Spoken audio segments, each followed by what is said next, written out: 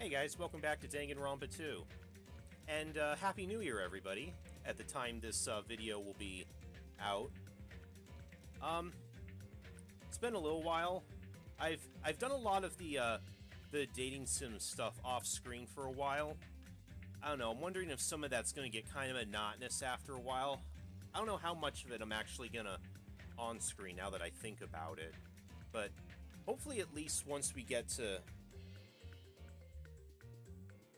I don't know, hopefully once we get into, like, actually into the more actual dating sim stuff as opposed to just, like, the day-to-day stuff. Anyways, there was still one thing that I did want to look at.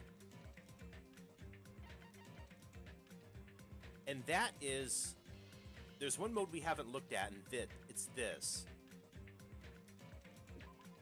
It's actually supposed to be a light novel, Danganronpa IF, which is apparently, from what I understand, is an alternate telling of Danganronpa 1. Pretty much, again, pretty much everyone from the first game, from what I hear, is supposed to, again, be a very alternate telling of what goes on. So, okay, let's start from the beginning and see just what this is all about. Monokuma's monologue. The world is full of ifs. If Adam hadn't tied the knot with Eve, society as we know it would never have been born. The world that everyone lives in is just one outcome among countless ifs, and will continue to be a muddled world overflowing with infinite ifs. If is what's in miso soup, you know.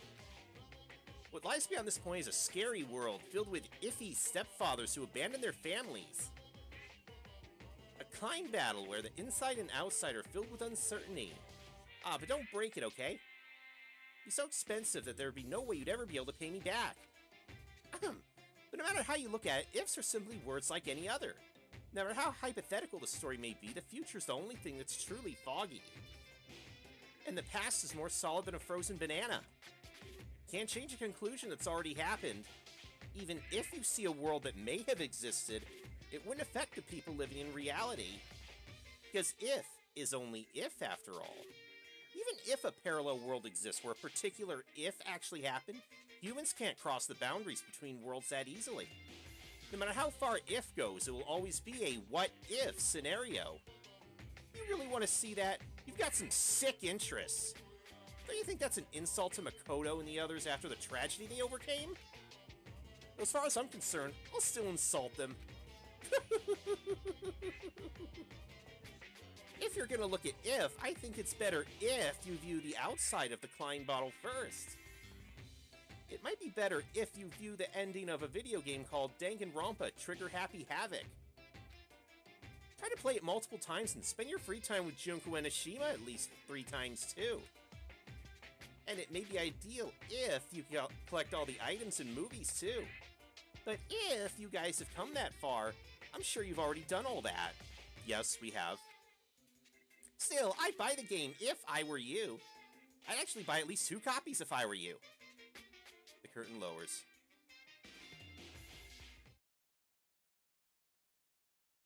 You're happy havoc, if. The button of hope and the tragic warriors of despair. What should I do with this? Makoto Naegi was at a loss. Despite his hesitation, his situation was extremely simple, and composed of 3 key factors. The first factor was that Makoto was currently locked inside a school. Hope's Peak Academy is a school for the privileged elite, and each student attending possesses ultimate talent. Makoto was chosen to attend Hope's Peak Academy by a lottery held to select the ultimate lucky student. When he arrived for his first day of school, he immediately lost consciousness, and when he woke up, he saw all the exits and windows had been sealed shut. The next factor was Monokuma, a mysterious robot bear, being operated by the mastermind, and the announcement he made to all the students. You'll be living your whole life in this academy, he declared.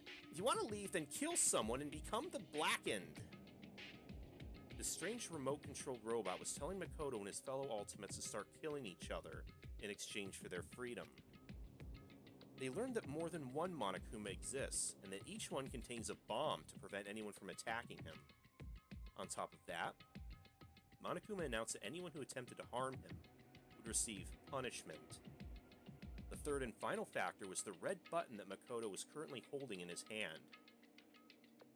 Yeah, the red button that you could get from the prize machine in the Mono machine after beating the game once. The words escape button were crudely written on this button in marker. And though the first two factors were certainly causes for panic, Makoto only seemed at a loss over the third. During his free time, Makoto noticed that the school store was open, and his curiosity got the better of him. He was overwhelmed by the disjointed atmosphere upon entering, and his attention soon focused on a strange vending machine. The words Mono machine were written on it, and it seemed to accept the strange bear pattern coins they sometimes found inside the school. It seemed like a bad idea, but Makoto thought there might be a chance that this machine could dispense some way of escaping the school. And so he inserted the only coin he had into the coin slot, and the result was the escape button mentioned earlier. There's a limit to how much you can tease us. Maybe the mastermind who trapped us in here is making a cruel joke. These thoughts filled Makoto's mind, and he began to feel deeply discouraged. However, there's always a chance, right? Makoto was just an ordinary boy, and he only gained entry to Hope's Peak Academy through a lottery to find the ultimate lucky student. Maybe that luck was the real deal. If this button is real, maybe I can let Sayaka... Makoto took a deep, slow breath and pressed the button. Instantly, pain burst through his entire body. Ugh! Makoto's arms and legs went limp as he lost his balance and fell to the floor in a crumpled heap. As he breathed heavily, it dawned on him what had just happened. I got electrocuted. He looked down at the button in his hand, noticed a small needle sticking out of it. Makoto quickly surmised an electric current must have been running through it. Oh yeah, Monokuma wasn't going to make it that easy. After regaining enough of his strength to stand back up, Makoto thought about it once again. I should have known it was a fake. Just how sick and twisted was the mastermind? My head still feels a little woozy. I should go back to my room and rest today. With that in mind, Makoto walked out of the school store with slow, careful steps. But Makoto didn't know yet. If the escape button really was a fake, it would have been an act of mercy from the mastermind. A small bear-shaped shadow began moving around inside the now empty school store. The shadow, Monokuma, stood before the Mono machine and stared at it silently. But after some time had passed, he began to laugh. A cold, hollow laugh, utterly devoid of emotion.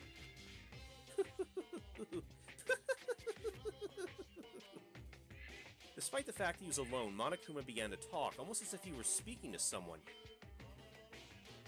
Perhaps Monokuma was talking directly to the mastermind controlling him. I only put that in the Mono machine because I thought it'd be interesting if one of the last few survivors happened to win it. But with a success rate of 0.0000001%, I never thought anyone would actually win it. Perhaps I should have expected the ultimate lucky student to overcome such impossible odds. Monokuma started blushing, breathing heavily for no apparent reason. A robot like Monokuma doesn't need to breathe, but because his technology is super advanced, he can express himself like a living creature. Makoto was chosen through a lottery, and now he's won the escape button through a lottery. This is obviously impossible, right? Is this what a miracle is? Is this all systems go toward escaping? Is something that defies all common sense about to come crashing into my world? Well, even though I don't really want this at all, I'm starting to enjoy this new sensation. We'll be back after these commercials. Monokuma's internal machinery began running at full capacity, and his facial expressions began changing more smoothly than any humans could. Suddenly his expressions immediately stopped, and he whispered through his speakers. But is this really good luck?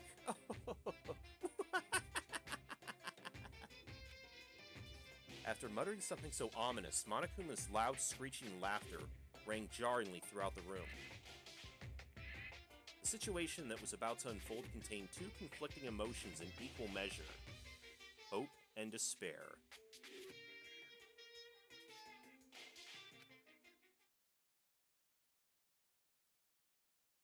Next day, nighttime, student dormitory, Makoto's room. Makoto Naegi lay on his bed, desperately struggling with the hope and despair churning within him. Monokuma had forced the students to each watch a DVD earlier that day. This. Makoto showed a scene that suggested his parents and little sister were in danger, and he now found himself determined to leave the school. It seems the other students were forced to watch shocking videos of their own. Videos so shocking they were now determined to escape the school too, even if it meant sacrificing someone to do it. However, it was obvious these videos were part of Monokuma's trap. As long as a student killed someone, they were allowed to graduate and leave the academy. It seemed that the mastermind controlling Monokuma was hell-bent on making the students kill each other. But right now, Makoto was most worried about Sayaka Maizono, who seemed to be incredibly distressed after watching her DVD. Sayaka wasn't just the ultimate pop sensation, she was also Makoto's classmate when they were students at Blackroot Junior High. Her optimism had been encouraging Makoto these past few days, and he was becoming a similar source of strength for her as well. If nothing else, I have to at least save Sayaka.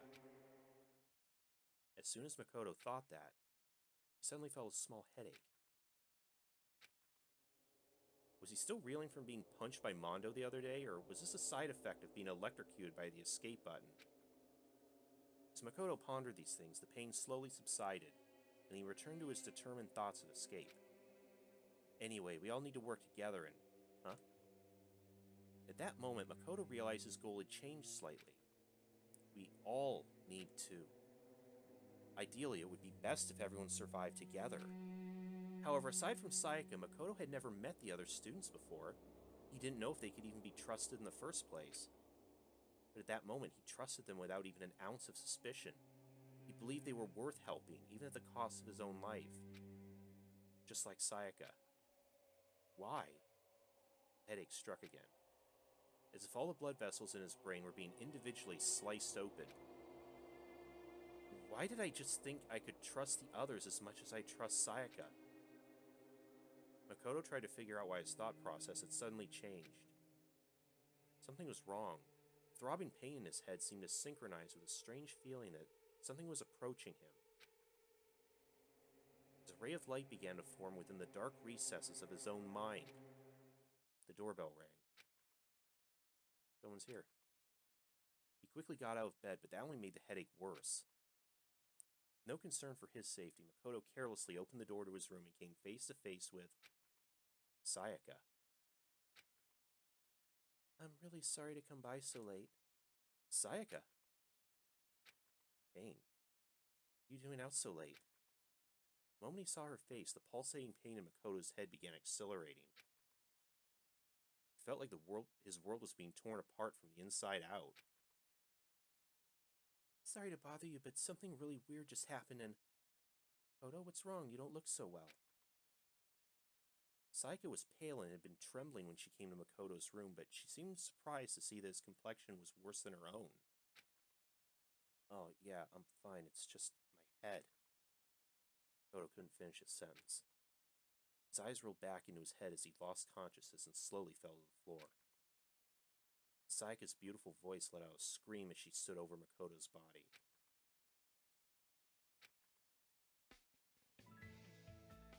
The next day, the nurse's office, which is somehow open, but... Oh, you're awake. Hey, you okay? How many fingers am I holding up? As Makoto regained consciousness, he was greeted by the sight of fingers adorned with long, fake nails being waved in his face. Oh, is that... Huh? You're Junko, right? Ah. Hey, why do you sound so unsure? I'm a little shocked to hear you say that. Despite what she said, Junko Enoshima, the ultimate fashionista, was laughing as if she found this all very amusing. Makoto looked around and realized he'd never seen this place before. It looked somewhat like a hospital. 3 beds, including his own, were lined up in the room, with various medical instruments laid around him. The black ceiling felt strangely oppressive, but as he sat up, Makoto's mind immediately centered on one possibility. Where are we? Did we get rescued?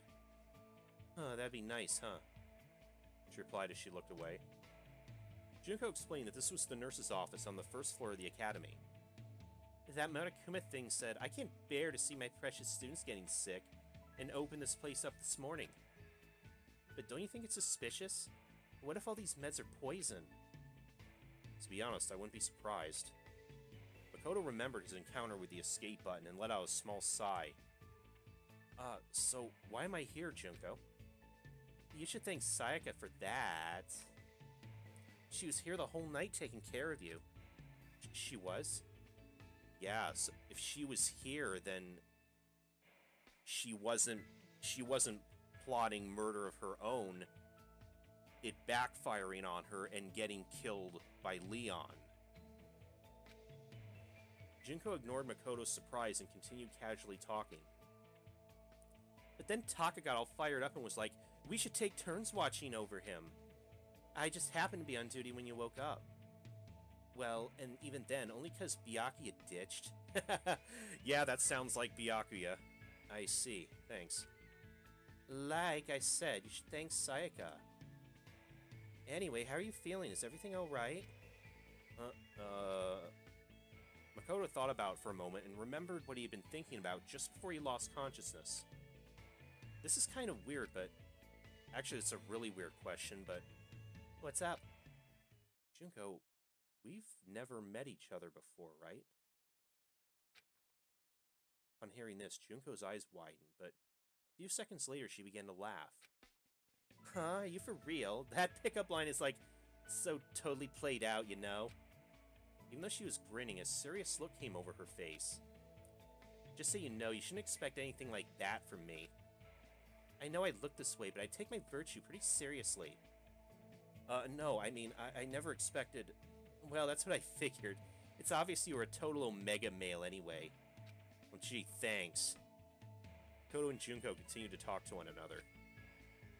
Although he wondered why Junko was talking to him instead of leaving to get the others, Makoto didn't question it. He just wanted to talk to someone. Anyone. As long as he interacted with his fellow students, he believed he'd learn the truth about what was going on inside his head. 10 minutes later, Junko mostly talked about alpha males, omega males, her time being homeless, and about her past and her dreams for the future. The last topic was a lot heavier than the previous ones, but Makoto's calm demeanor seemed to cheer her up. She smiled sincerely and said softly, okay, the stuff she was talking about before, a lot of that is stuff that, that she'll talk about more if you, spend free time with her. Thanks, Makoto. Maybe it was a sign of gratitude for listening to her troubles, but she kept that same smile as she blurted out something horrifying. In return, I promise that if I do decide to kill someone, it won't be you. But don't say scary stuff like that! At least that's what Makoto thought, but the words that came out of his mouth expressed a different sentiment. I see. Thanks. But I wouldn't want you to become the Blackened in the first place.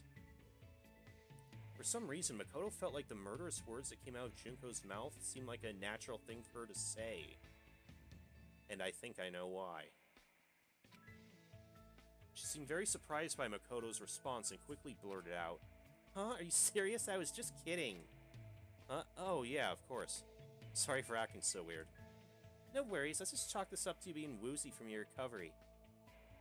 She returned to her usual bubbly self, let out a big stretch, and turned to Makoto.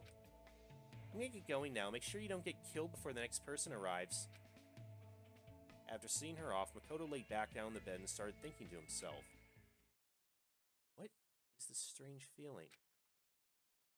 His dull headache continued as his thoughts began to blur. I was just talking to Junko, but I feel like I was talking to someone else. Who? Who is she? Who indeed? The more he thought, the more it felt like his memories were sinking into a thick swamp. Each throb of pain pulsing in his head felt like a wave on the surface of that swamp. What is this feeling? It's probably puberty. It felt very unpleasant, as though someone's voice was screaming at him from inside his head. Okay, I guess maybe it's not. Makoto tried to organize his thoughts and go over everything that had happened to him. He was interrupted by the sound of a bell. Unlike the dorm rooms, the nurse's office didn't have a doorbell. The bell sound that Makoto heard was ringing throughout the entire building. Testing, testing, mic check, 1, 2. This is a test of the school broadcast system. It was Monokuma's voice. That's what I thought. Now that Makoto's finally woken up, please assemble at the gym. Makoto listened to Monokuma's heartless order and got out of bed without complaining. I have to go. He walked one step at a time in accordance with the rhythm of his throbbing headache. Slowly, slowly he walked forward, not knowing if where he was headed was heaven or hell.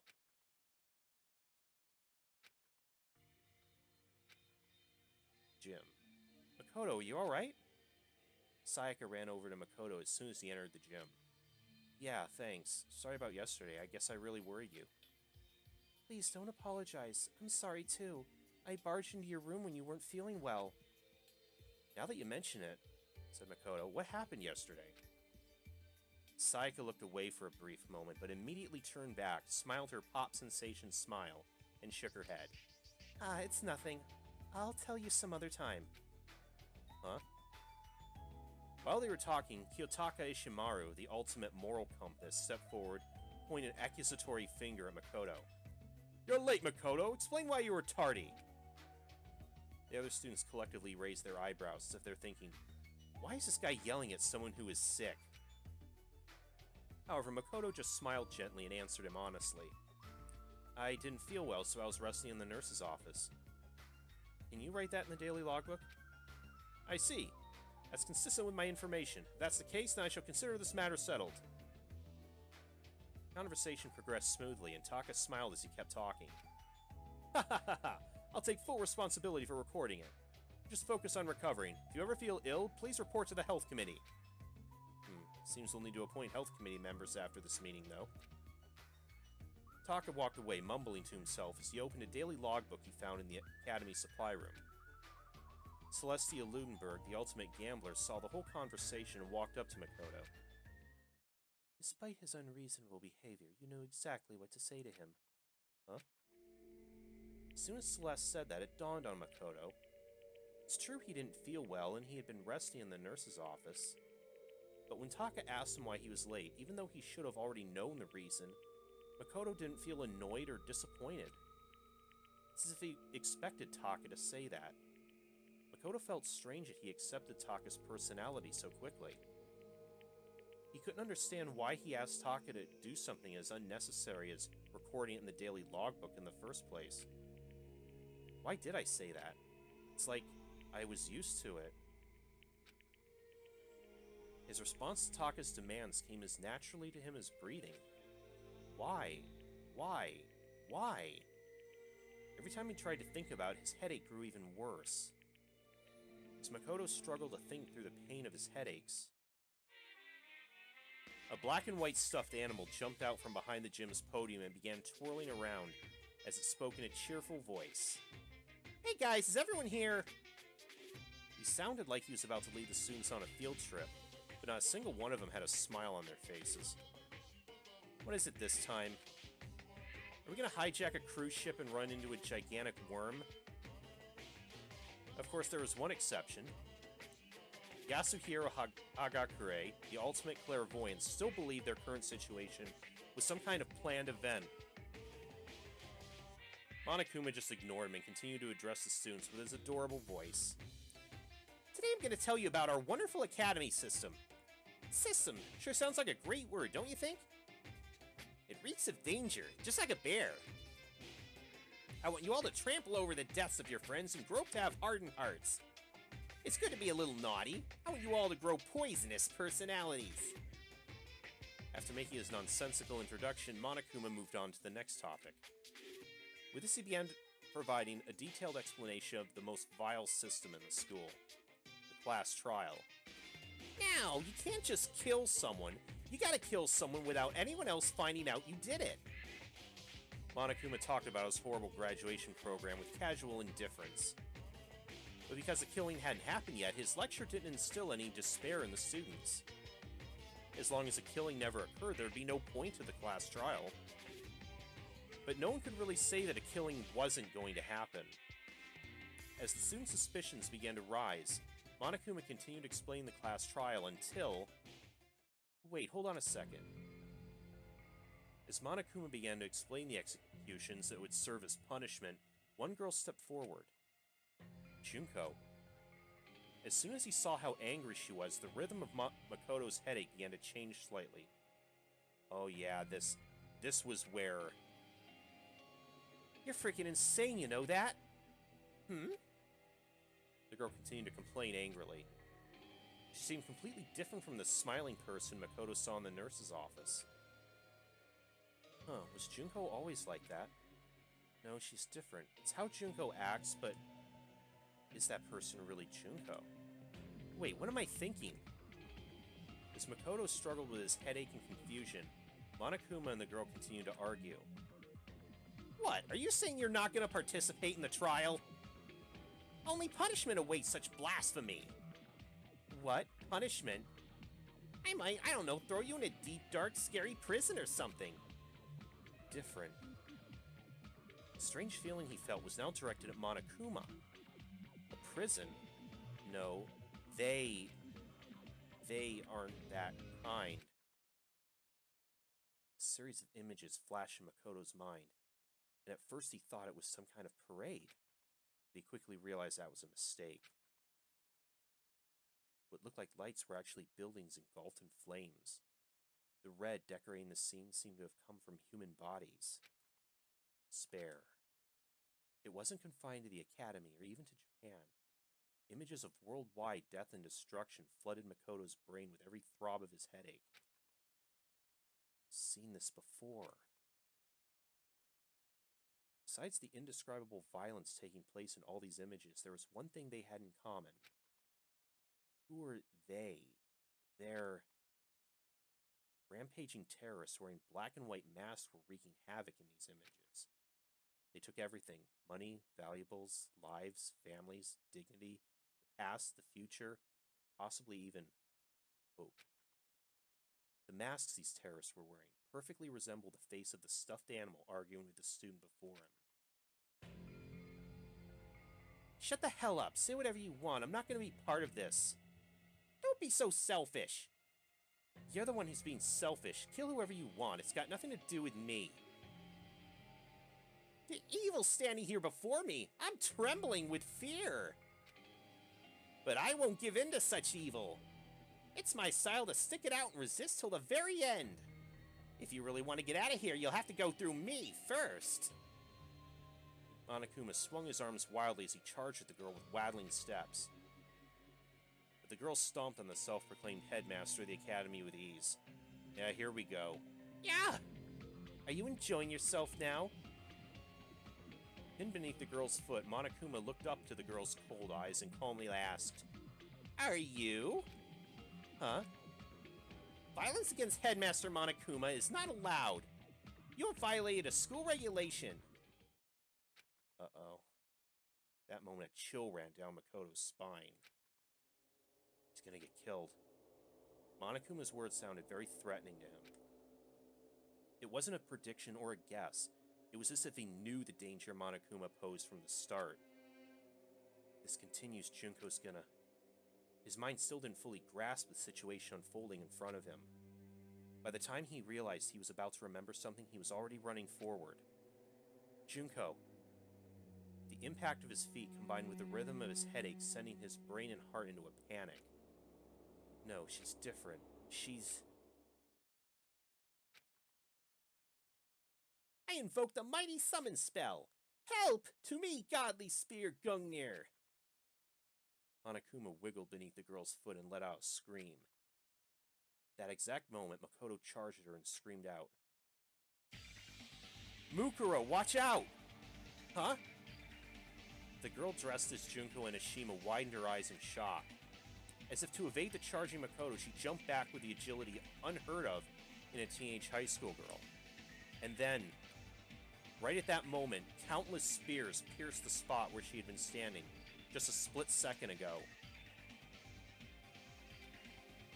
All the students, including the girl, stared wide-eyed at this sudden turn of events. Spears, too many of them to count, had shot out with blinding speed from mechanisms installed on the floor and walls of the gym. However, Makoto was unable to notice this. Why did I call Junko Mukuro? Mukuro.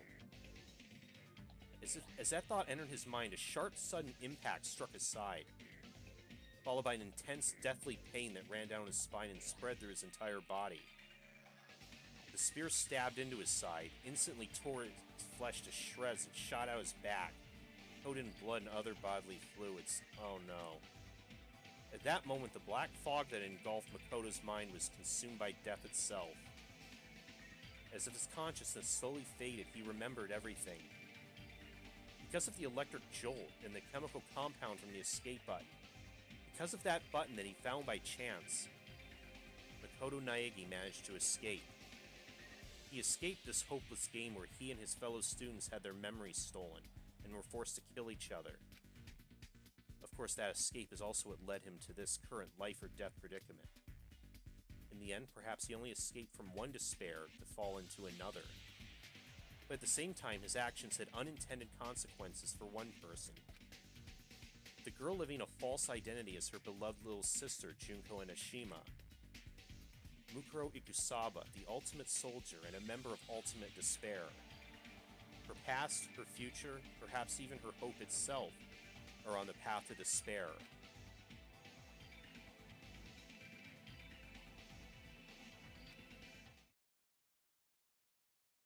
So the curtain falls on Makoto's story for now.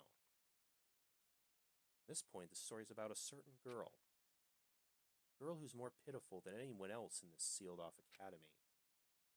New curtain, along with new despair, shall now rise. That seems like a good cutoff point. This is some very interesting, again, what if, meta, alternate reality stuff. So, thank you for, well, I guess listening, rather more so than watching. I'll see you guys next time. I'm playing a game.